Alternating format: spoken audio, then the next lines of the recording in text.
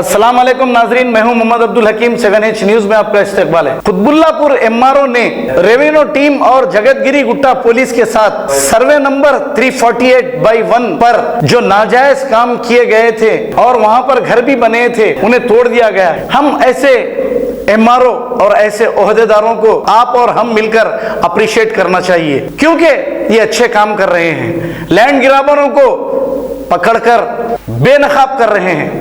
आइए देखते हैं ब्यूरो चीफ रहीम खादरी की ये रिपोर्ट।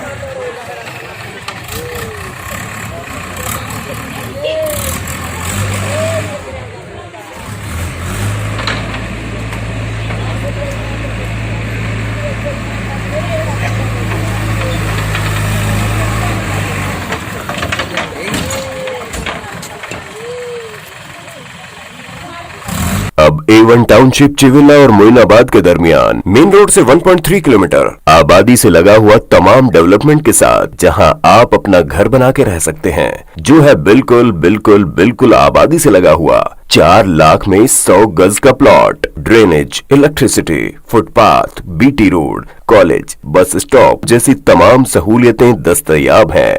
आपका ये छोटा सा इन्वेस्टमेंट आपका और आपके बच्चों का मुस्तकबिल बदल सकता है। मजीद मालूमात के लिए हमें कॉल करें। Address pillar number 235 opposite fishers department, Rajendra Nagar, Hyderabad. Contact 7799603838। सच्ची खबरें आप तक पहुंचाता है 7H न्यूज।